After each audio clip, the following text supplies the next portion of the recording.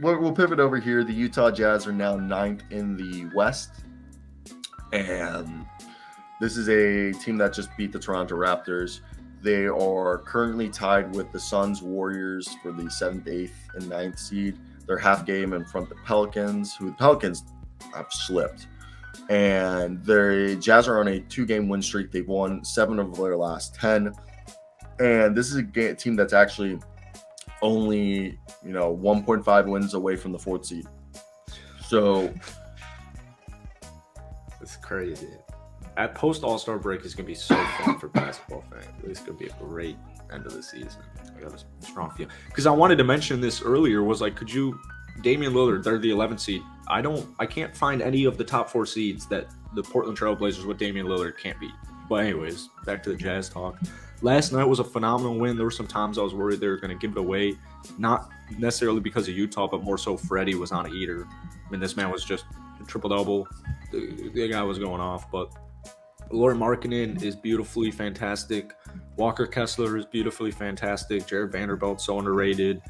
Clarkson's a walking bucket. He had some big-time shots late in that game. I think Walker had 7 blocks again. I mean, it might have gotten up to 8. I stopped watching in the last minute because Toronto wasn't coming back. But it's insane. I'm speechless. I'm without speech. Chris Simmons, I think you said that Clarkson's a valuable trade asset. From my understanding, there's 3 untouchable players on the Utah Jazz. That is Lauri Markkanen, Walker Kessler, and Ochai Agbaji. Fucker, he was nice last night too. Who, Ochai? Yeah, he's came alive. He's came alive cool. Over the last few weeks. Yeah, it's been very remarkable to watch. He just doesn't play much. Yeah, I mean, they've started to play him more because I think they're trying to trade Malik Beasley, and they're like, because I said this before, I was like, Malik Beasley and Ochai Agbaji are the same exact players offensively, except Ochai is a way better defender than Malik ever was. And yeah, I mean, sorry, I had an ad start playing. And you look at here, and like, it's kind of funny looking at Ochai and this bench because people forget Colin Sexton's on this team. So like, if they want it, like, they have so many players that are tradable, because if they were to trade Kelly Olynyk, Mike Conley, and Jordan Clarkson, this team the following day would be Lauri Markkanen, Walker Kessler, Malik Beasley, Colin Sexton, and Jared Vanderbilt in the starting lineup. And I probably think their bench would be worse, but like, this is a team that has a lot of players, and it's interesting to see because you could just look at every single one of these players and see them as a valuable asset on another team. But then you look at them and you're like, oh, they're all in the Jazz. Like, this is why this team's a playoff team. Like, you have playoff players. Well, yeah, I mean, they're the 4th best offense in the league. And, even Mike Conley, Mr. OG vet, Mr. Mentor, he's done a phenomenal job. So it is they're in an interesting pickle. I mean, I still think that they're going to get rid of some guys. I do think Malik Beasley is up there.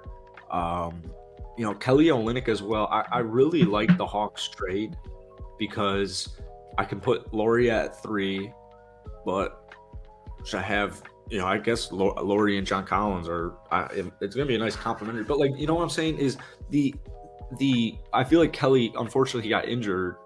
And I think his injury with Walker Kessler having such a phenomenal season, like, Walker needs as many minutes as you can give him. But did you realize last night they ran a Cavaliers lineup? That's what I'm saying. So if you get John Collins and you can ship off all these valuable role players, and you can get Lauri at the 3, John at the 4, and Walker at the 5, like that. I mean, that's what I'm saying. Is like, cool. That's what they ran last night. They had Lauri at the 3, Olynyk at the 4, and Walker at the 5. So like you said, you switch out Olynyk because we've said the deal that they should be doing for, it's just because I know that's the deal that's been rumored is Jared Vanderbilt, Malik Beasley for John Collins. I don't know how I think you can get Kelly Olynyk in there if you include the Holiday Bros. Don't know if they want to do that, but like you said, I like this size because they literally copied the Cavaliers tonight. Lauri at the 3, Olynyk at the 4, Walker at the 5, and then they ran 2 tiny guards with Mike Conley, who's 6'1", and Jordan Clarkson, who's 6'3".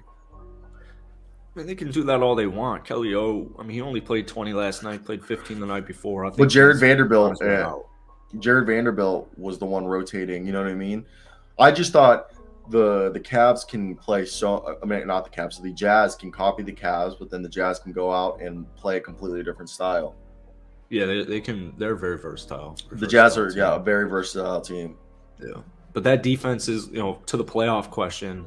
The defense would be the only reason, because so many people were anticipating. We're sitting here. I mean, if you remember, like, wow, the Jazz are the high scoring team in the league. So can the defense, basically, if they have the second worst, third worst defense in the league, when is this going to stop? When is this offense going to stop? And we're sitting here past halfway mark of the season, and the offense hasn't skipped a beat. So exactly, they're still a playoff team. They're still above 500. So I don't know. I always think playoff experience is huge for young cats, and it's just Danny Ainge said he was too old for a rebuild.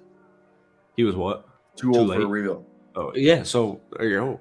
I mean, this is a team that's going to have a lot of draft assets, thanks to your Minnesota Timberwolves. So Luke lied to us also.